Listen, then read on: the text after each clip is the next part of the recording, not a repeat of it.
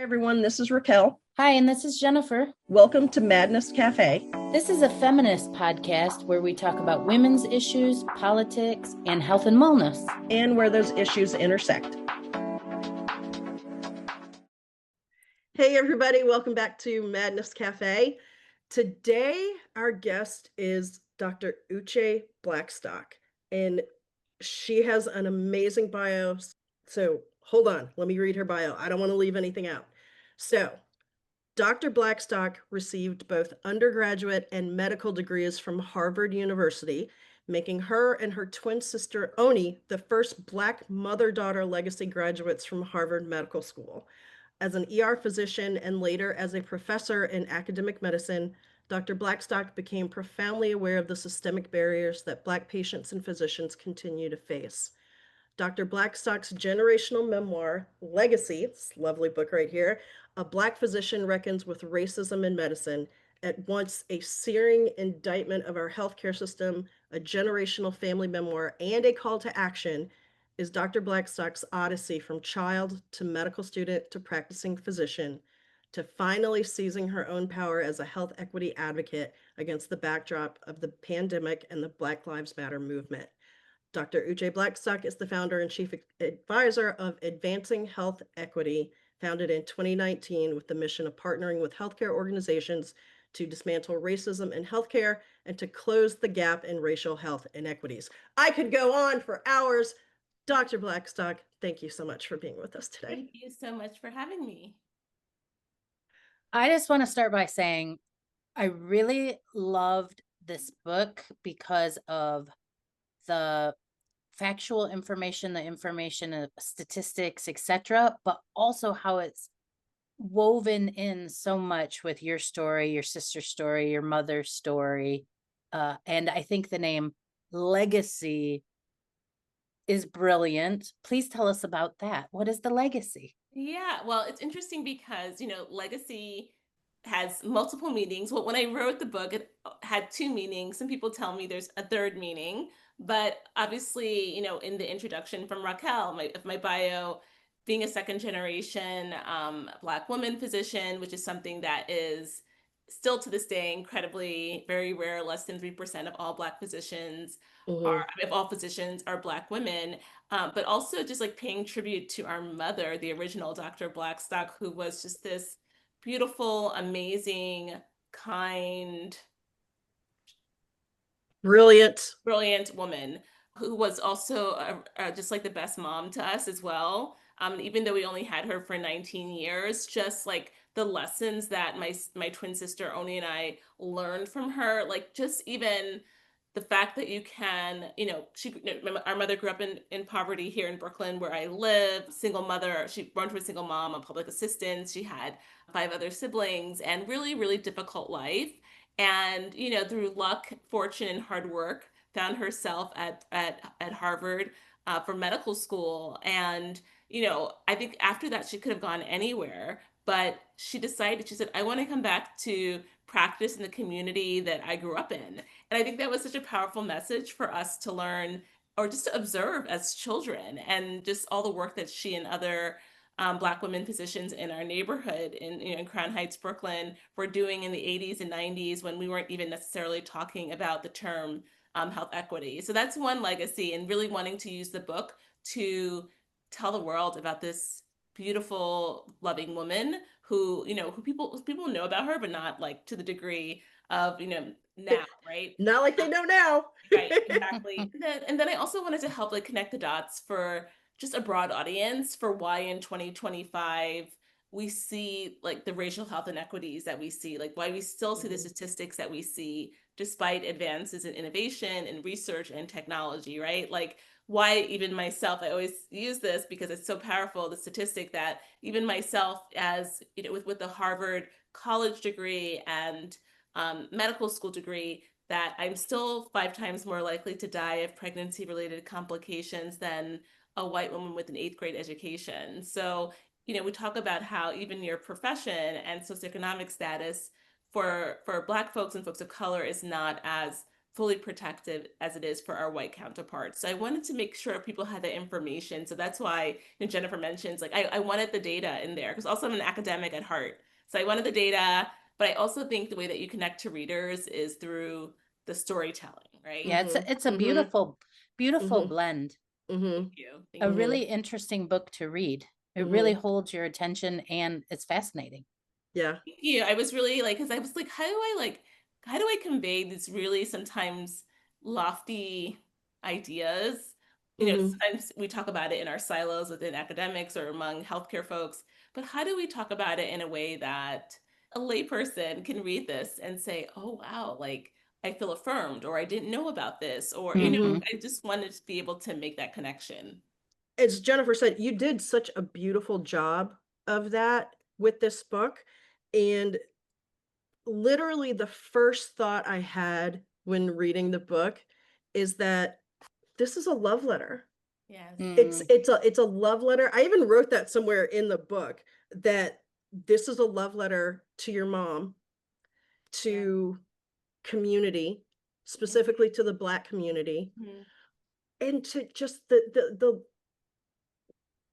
love of caring for other people and providing for other people, basically kind of, bringing everybody in, right? Yeah.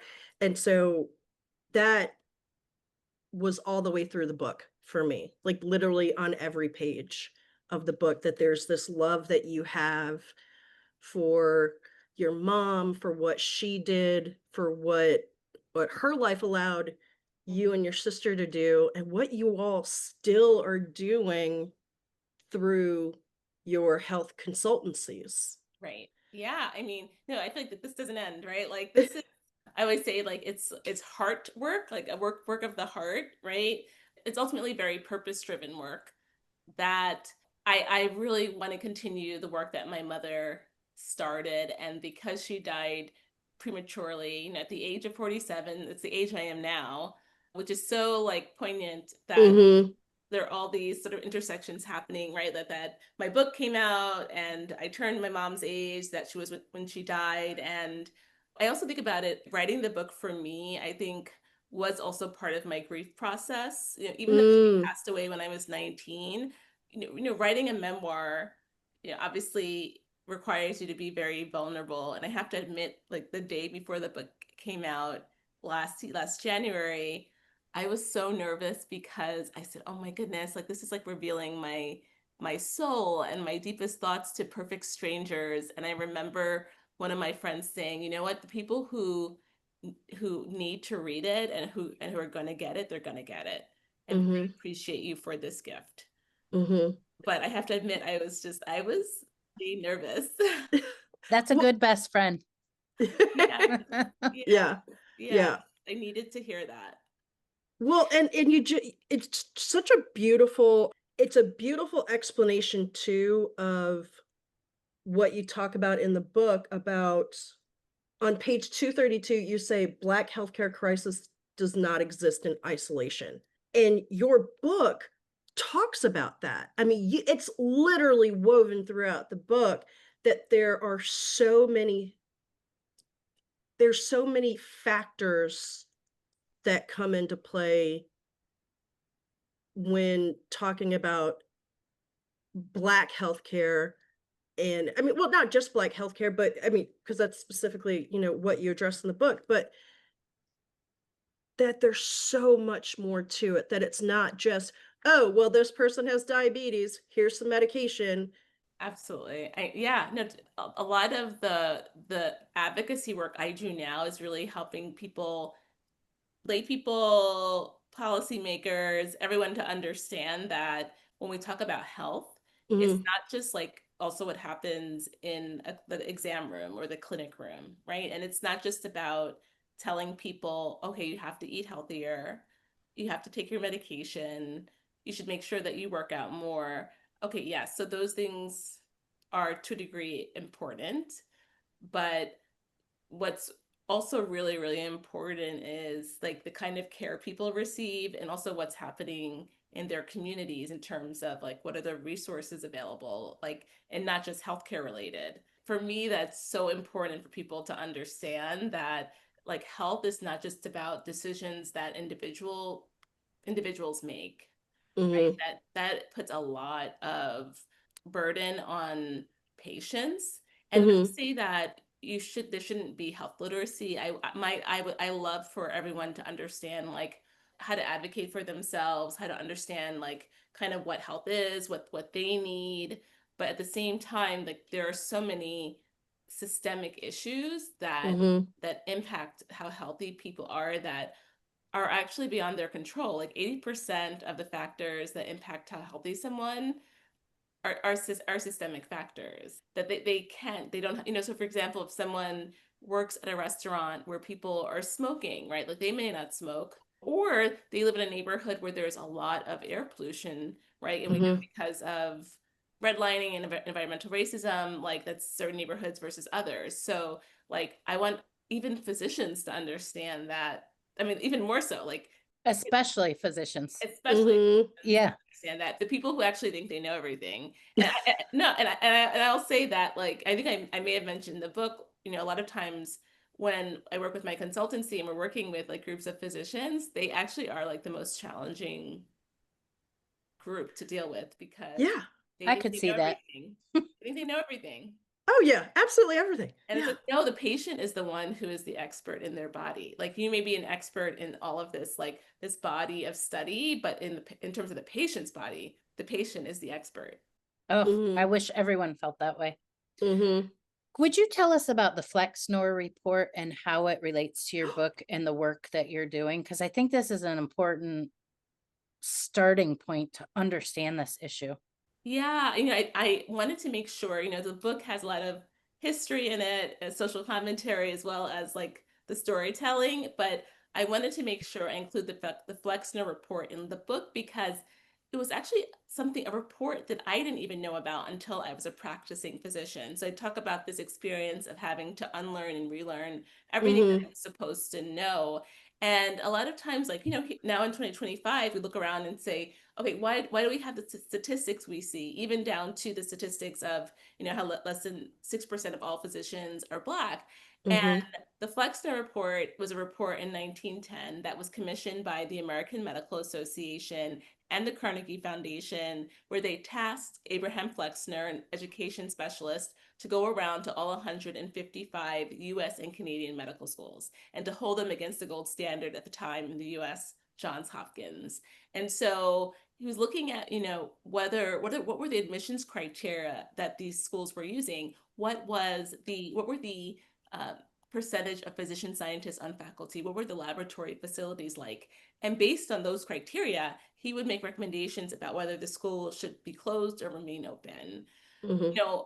Unfortunately, because of the legacy of slavery, the few Black medical schools that were open at that time in the 1910s, there were only 7 of them.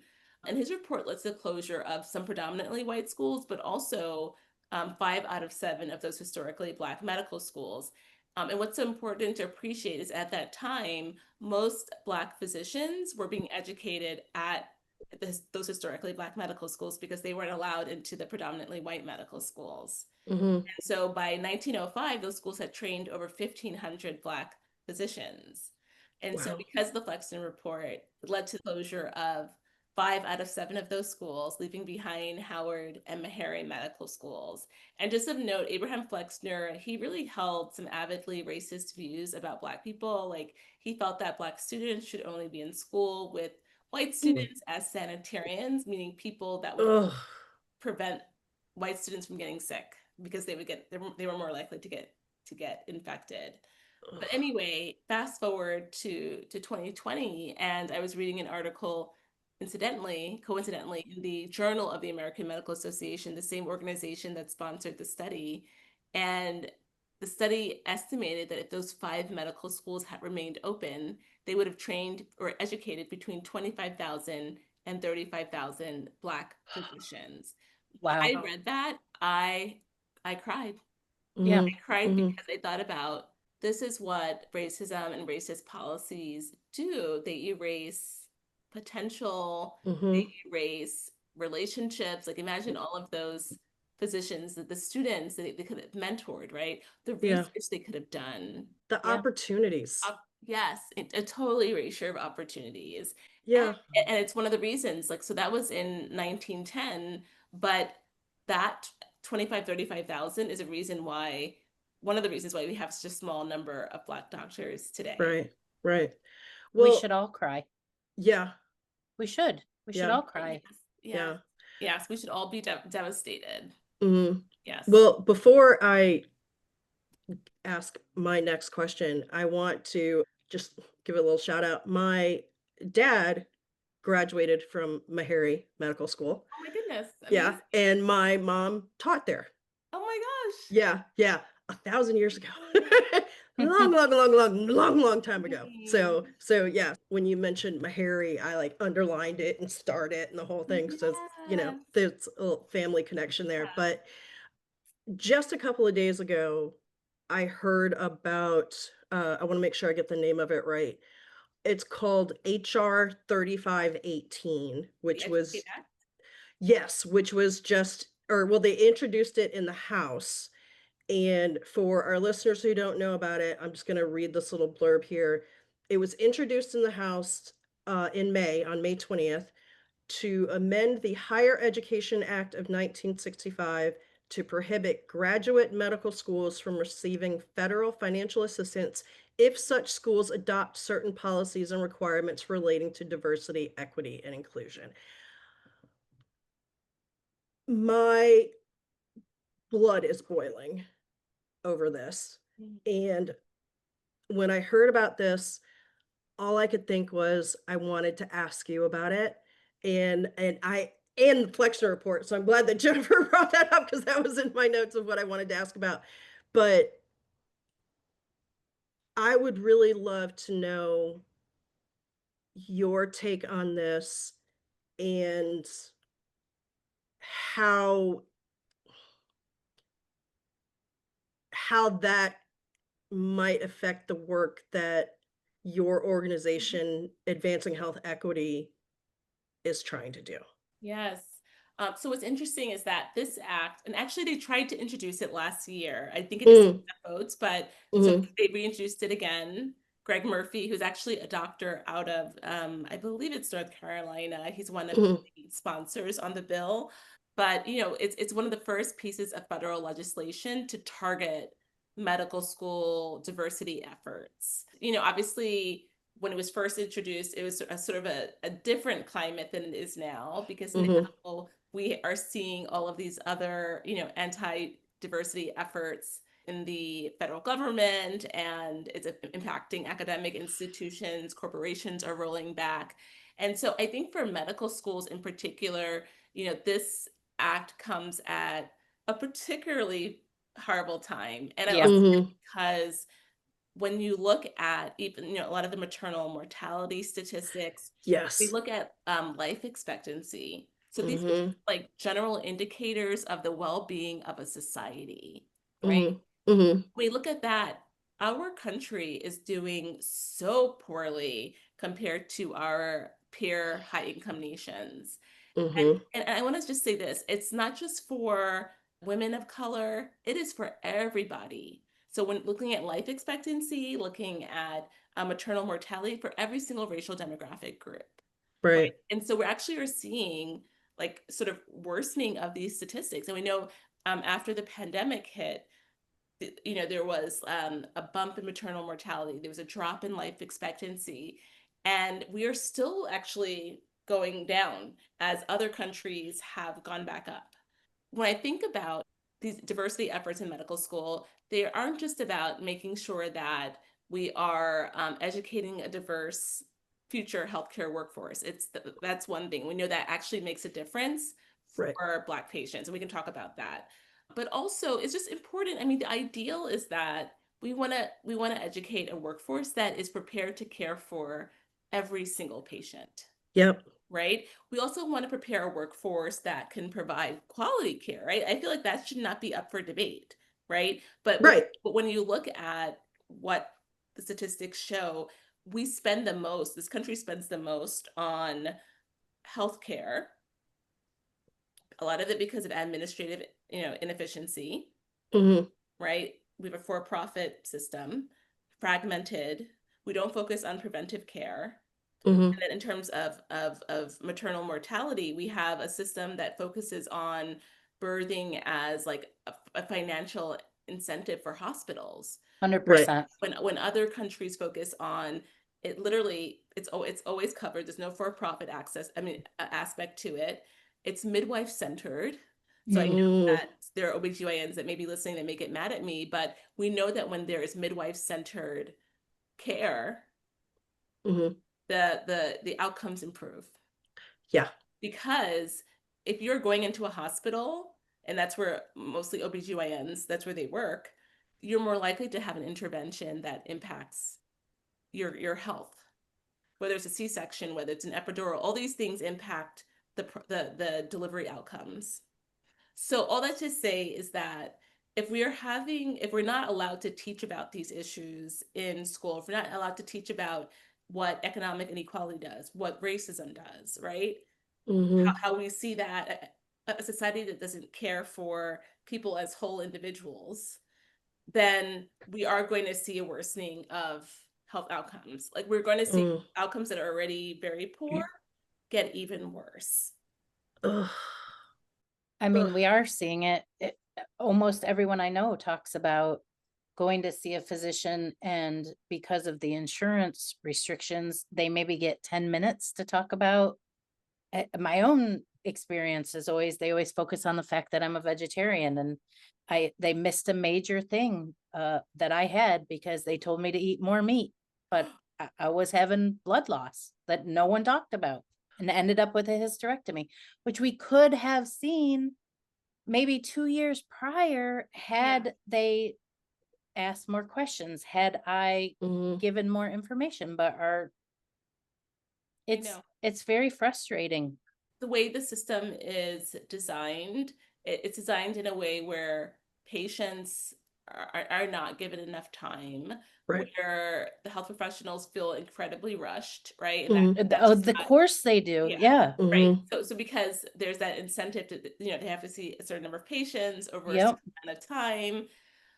And It's here we are. Yeah, it's just, it's the greed, it's the for profit again, but Absolutely.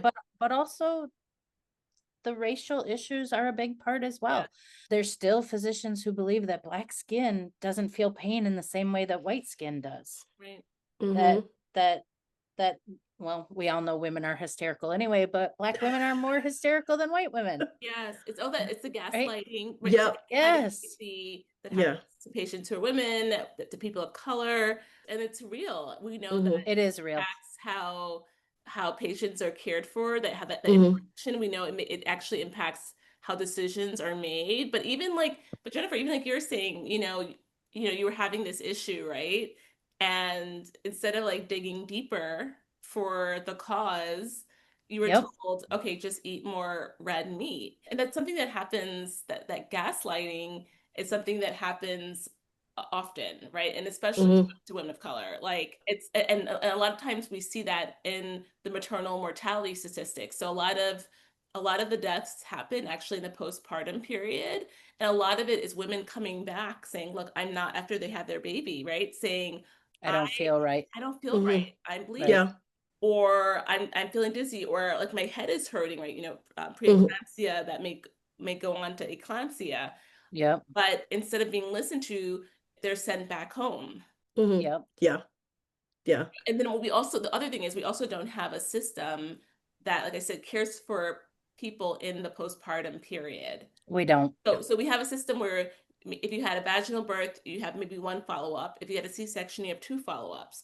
But in most other high-income countries, there's someone who comes to your house that checks on you, that checks Mm. your blood pressure, right? Wow. That literally is making sure that you are okay, because we know that actually in the year after you have your baby, that is your highest risk of dying because of preeclampsia, eclampsia, because of uterine hemorrhage. So that's what you're sort of bleeding out after you have a baby. But also there's also high degree of depression, Yep.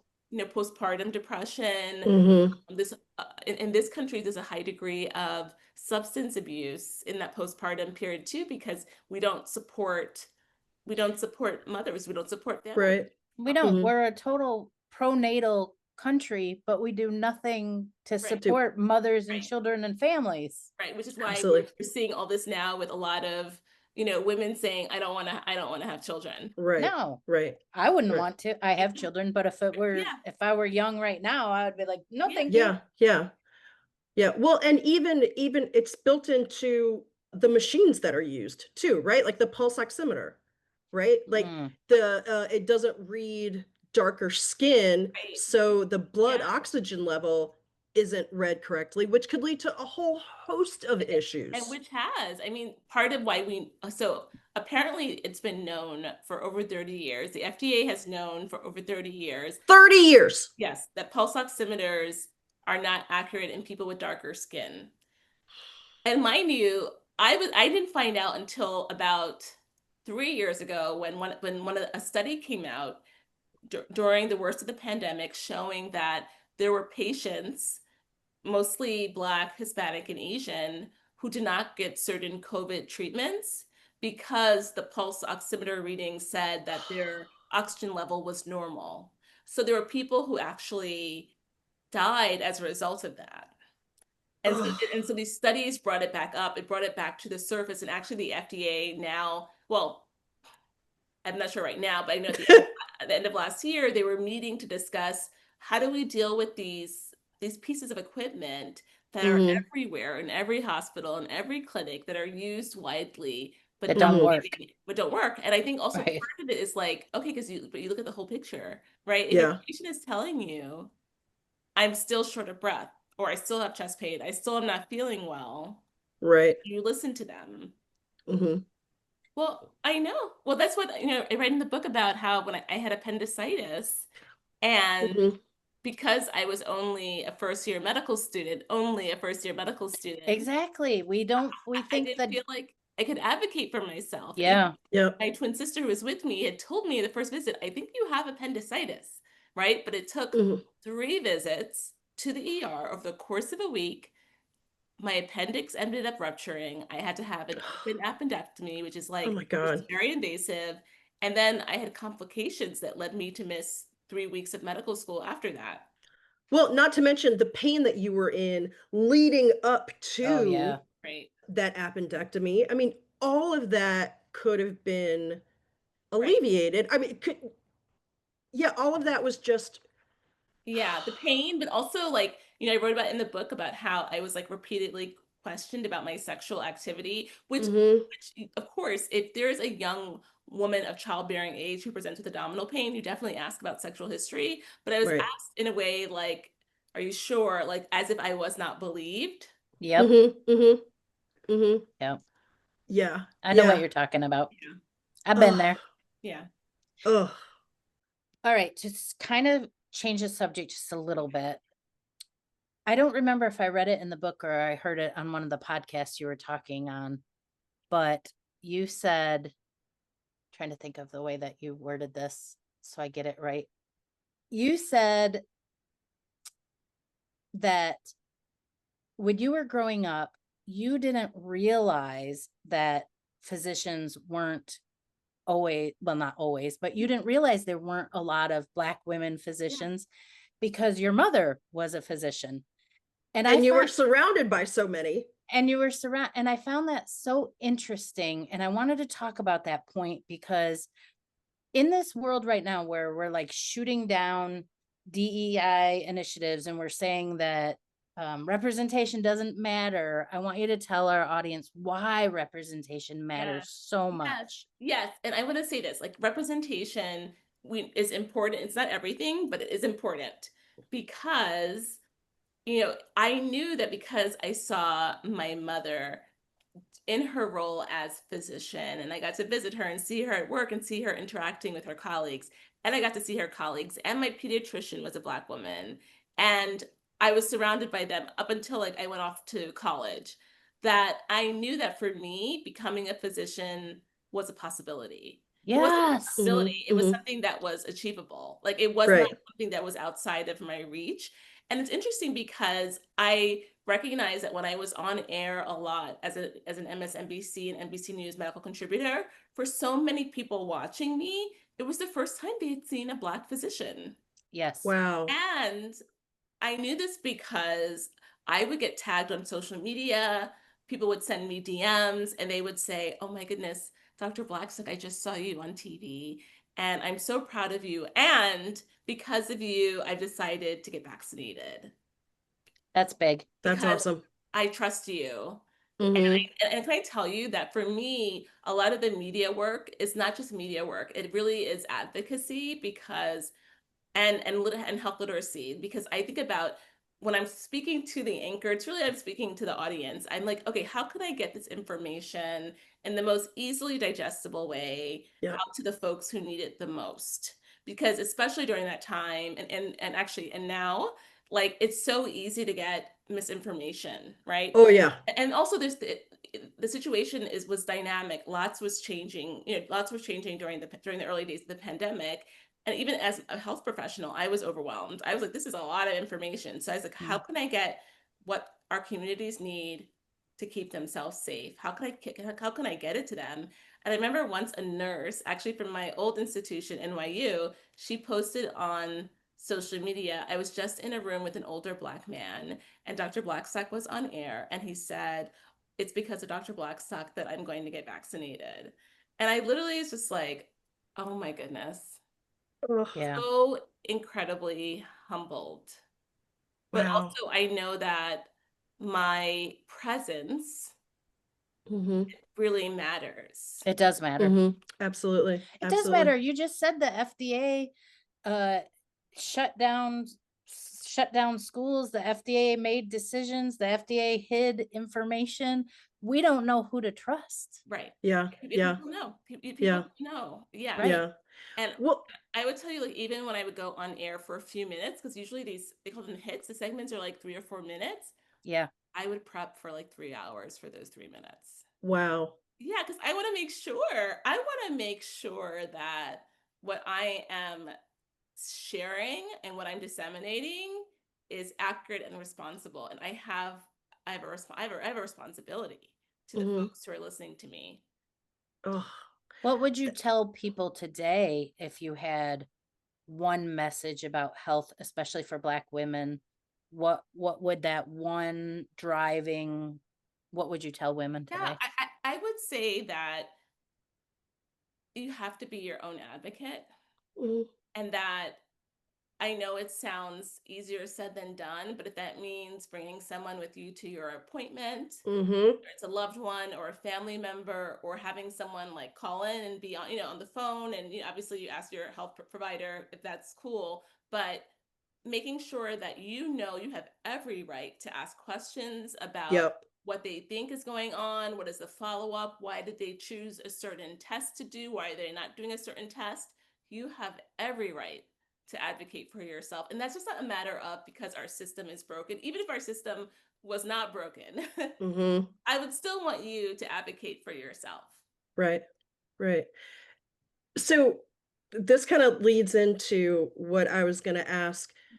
If you could talk about how your reasoning for leaving the Mm. practice of medicine to start your consultancy and then to focus full time on your consultancy Yes. and how that is I love I would say it's allowing you to reach more people and to get your that. message to more people. Yes, no, absolutely. It's interesting because I did have guilt about leaving clinical Mm, practice, right? Because of mhm, course it's mhm. like there are so few physicians that look like me. Like I need Right. to stay. But I think also it's important to know like when it's time to go, Yeah. and or time to take that next step. And I just recognized that I wanted to be impactful in a different way. I wanted my Mhm. work to be impactful in a different way. And I had the opportunity to do that with my consultancy, Advancing Health Equity. So we essentially partner with any health or like healthcare, public health related organization on their health equity journey. We offer trainings, assessments, strategic counsel, leadership coaching, because there are a lot of things that I saw when I was practicing that I felt like Mhm. it's not right. I don't, I feel uncomfortable with this. I don't support this. And I also wanted to be able to do the work in a way that was authentic to me in my own way. I took this very scary leap of faith, and every now and then I would say being an entrepreneur is not for the faint of heart.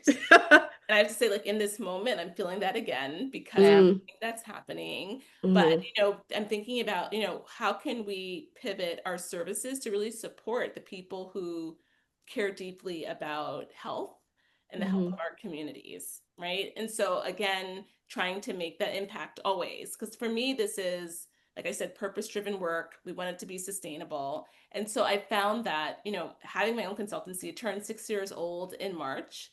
I thank you, thank you. I couldn't believe it, but I couldn't also be more proud of advancing health equity and of myself and my team. Absolutely. That that's so Do you great. have a definition of what health equity would be? Yeah. So when I think of health equity, I think of it as it's really the potential for every single person to reach their highest health potential, right? And that is what I think anyone who cares about community, who cares about, if you're a health professional who cares about your patient, you would want your patient just to really be able to live their healthiest lives possible. And I think what it also is about is recognizing the different barriers, right? That your respective patients face, depending on their racial demographic, their socioeconomic status, what communities they live in, like being aware of all of that. Culturally centered care, as you Yes, talk yes, about in the book. yes, yes. And so no one expects, let's say that no one expects every health professional to know everything about every person's culture, but we also think we do think it's important to understand, like, if you're serving a certain community, just to know, like, what's happening in that community, what don't people have access to, what do they have access to, what services can you connect them to? Well, I think that's a really interesting segue into your chapter 8, the tale of two emergency rooms. Mm-hmm. Could you talk about that experience a little? Because I think that is so telling. Yes, I mean, it was such a powerful experience and disturbing, working in these two different ERs, one a public hospital, one a private hospital, affiliated with each other, but seeing the vast difference in terms of resources available Mm-hmm. to our patients. The same staff working at both places, Wow. the same physicians, maybe not the same nurses, but definitely the same physicians. Mm-hmm. And just seeing, like, at the public hospital, those are the patients that actually needed more resources, but there were less resources.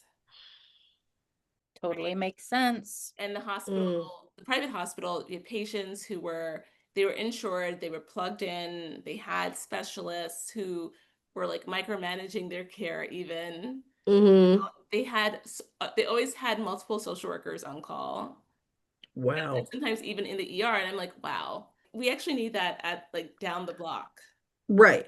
I think for me, that was just like seeing a lot of what I had read about in action, and seeing that, how is it fair? How is it just that depending on what your insurance status is, or if you're uninsured, right? That would impact, like, the resources available to you at the hospital where you sought care. It's Mm-hmm. not fair. It's not just. Yeah. Mm-mm. What's Mm-mm. the solution? For me, it's all about policy. Like, I think that one, one of the other reasons we have the poor health outcomes we have is that we're one of the only high income nations that we don't have universal health care. Yep. Yeah. So Yep. Yep. I've Mm-hmm. always Mm-hmm. been a big proponent, and I tried to include some of this in the book, of single payer universal health Mm-hmm. care, and that not only would we save many lives, but we would Mm-hmm. save a lot of money as well. Right. Well, So and you talk about how we came really close to having something like that. Truman introduced what could have been legislation that would have led to this, but the American Medical Association was like, I know. no, we're not going to make any money. So sometimes it's your own, and when I say it's your own, it's the physician lobby, the healthcare lobby, Mm-hmm. who were concerned that, their payments would drop. Hmm. And so, yeah, I mean, sometimes I feel like I don't know if I even belong with my own, with my physician colleagues sometimes, because I'm like, you guys, like, our priorities are very, very different. I imagine that no one maybe I'm wrong, but I imagine that most people get into medicine because they want to help people. No, No, no, you're yeah. giving a look of no, Oops. that's Because I not was the like, case. yeah, right? I mean, Yeah. I do think part of it is that people, I think for a lot of people, yes, that may be true. But I think it's also, for some people, it's a privilege thing, it's a status thing, Well, right? there You know, is 'cause that. there are Yeah, a there's lot of that. other fields you can go in and help people, right? That's true. Yeah. That's You true. know? Yeah. And so I think for me, I definitely saw medicine as a way, and I hate the term give back because I even give back, but of working in service to my community. Yeah. Hmm. What part can I do? What's the difference? What difference can I make? I think that is probably rare. I don't know that I've met many physicians that have thought about their community per Right. se. And we actually Mm. have data that shows, especially among Black and Latine physicians, there is definitely more that they're more likely, we are more likely to go back to our own neighborhoods and practice. Like Yeah. Mm-hmm. we're more likely to do that, right? Mm-hmm. Same could be said of teachers, Yeah, right, right? Mm-hmm. They right. Mm-hmm. tend to go back to their own Yes, communities. yes, yes. But So Wow. yeah, no. So I feel like, but you were asking me about like, universal health care. That's one. I think paid family leave, paid sick Mm-hmm. oh, leave. We, please, yes, bring it I on. actually just posted on social media yesterday, New Mexico, they have a program where they offered the free childcare, Mm-hmm. and they were able to pull but about 121,000 families out of poverty just with free childcare because those people were able to work. Right. Right. Yeah. So these It are like, seems obvious. right. So It these really are does. right. These are simple policy decisions that We because choose not to do. yes, That Mm-hmm. we yes, choose not to do because yes, we're Right. greedy. yes, and we see that other countries are doing it very well. Mm-hmm. This is not Mm-hmm. like we need to like come up with some, you know, I don't know, like Yeah, we don't have to reinvent the wheel. no, literally, we don't have to reinvent the wheel. We don't have doesn't have to be anything We do sophisticated. have to vote them out though and do something different. We Yeah. do Mm-hmm. have to. Yes, I Mm-hmm. agree. I agree. Mm-hmm. And that's another thing. Like, I think I would love to see for physicians and other health professionals to really be advocates for their patients in the way Yeah. of what are you doing in terms of supporting policies that will improve the health of your patients? Yep. Yes. And a lot of people, I will say, before they went to medical school, were those people that like were politically active. But I will say, like the process of going to medical school, going through training, and I'm then in, sure. like the very kind of traditional conservative environments that are in medicine, it kind of like beats that out of you. Mhm. Well, it kind of beats a lot of things out of you Yeah, because it's such an arduous process to get to the point where you're a practicing physician. I know. I know. That's why it's interesting to me when people would even doubt, like, they would ask you if you're practicing, like, where'd you go to medical school, or like where'd you go to college? You're like, do you know how many tests I had to take to get to this point? This is not something that, this is not something that happened easily or that without Yeah. checks and balances, yeah. Yeah, a lot of blood, sweat, and tears, Yeah. I'm Yeah. sure, literally Yeah. to get where you are. Did you want to read from your book? Oh, I don't think so. I think your questions were amazing. So I mean, unless Okay. you want me to, I think I'm okay. Can, Okay. can, can I read one thing from your book? Yeah. You read it. Okay, so because you were talking earlier about, or well, and Jennifer asked you what would your message be to Black women, and this is one of the things I Oh yeah. underlined and started. I Yeah. underlined a lot in this book, Yes. but I love on the underlining. I mean, listen. yeah, Oh, Jennifer it does gives me tabs and goosebumps. I Yep. I'm a underline. It gives me tabber. goosebumps. Yeah, yeah. So, you're speaking to a couple of nerds here, so we're on it. So on page 255, and I love this part.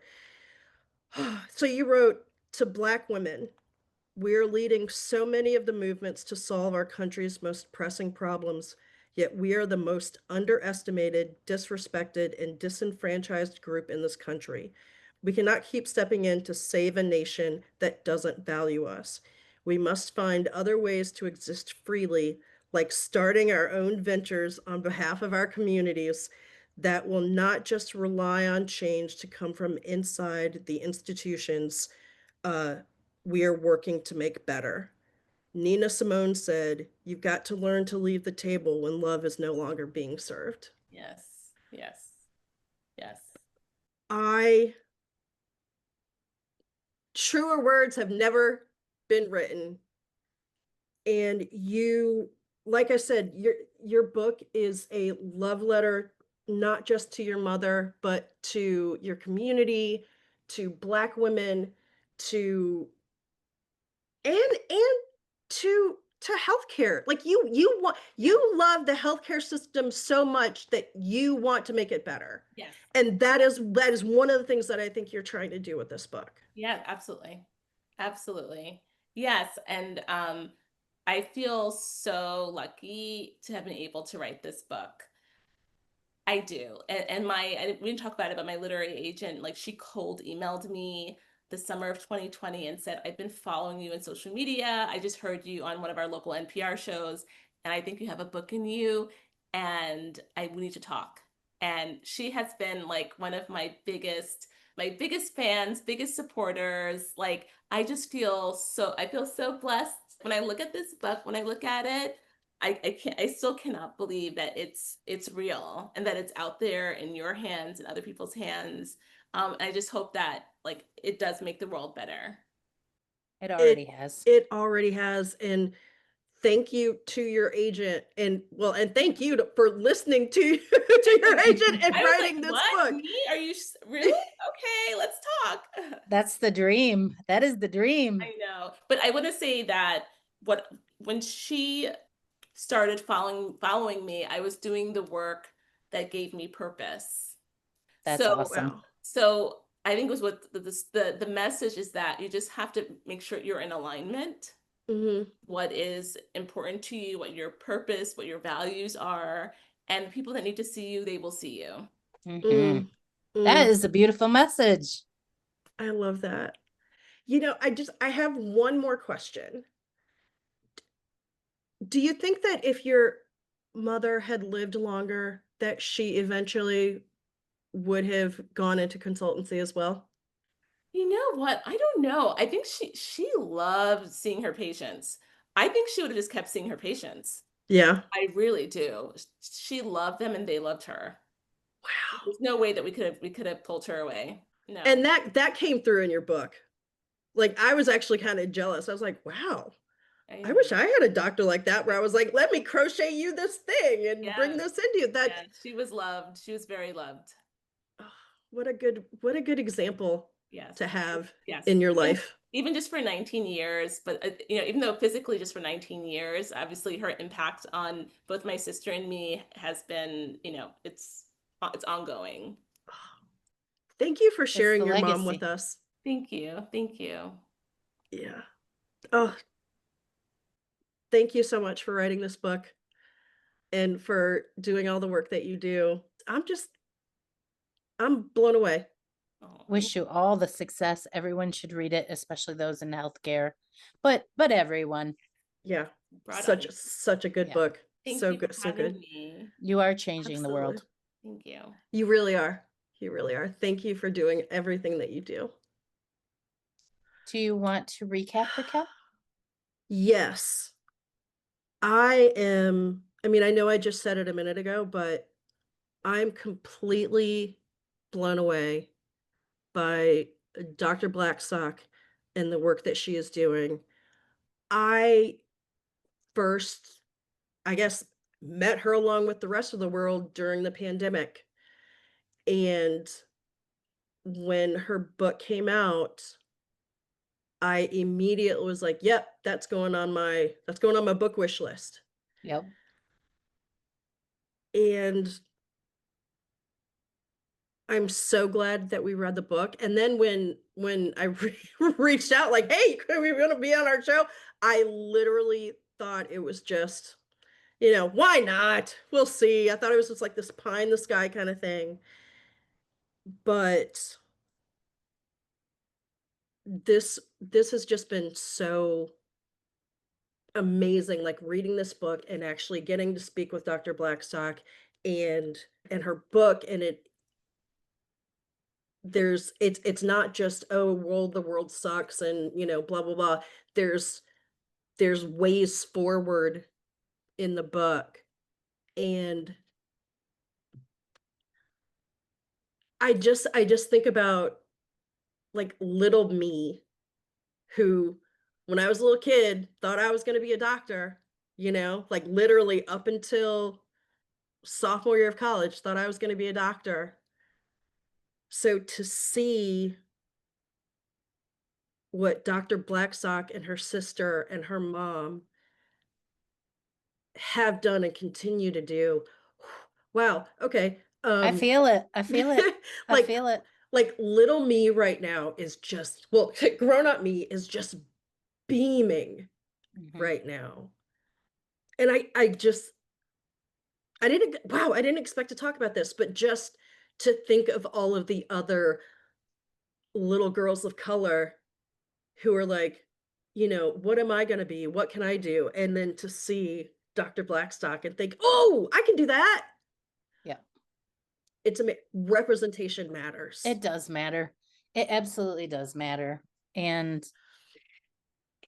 for me, this was an interesting conversation in that it, the last couple of podcasts we've done, I've felt really down because I've been feeling like this administration is just like, it's just like relentless. It's Mhm. relentless. And Mhm.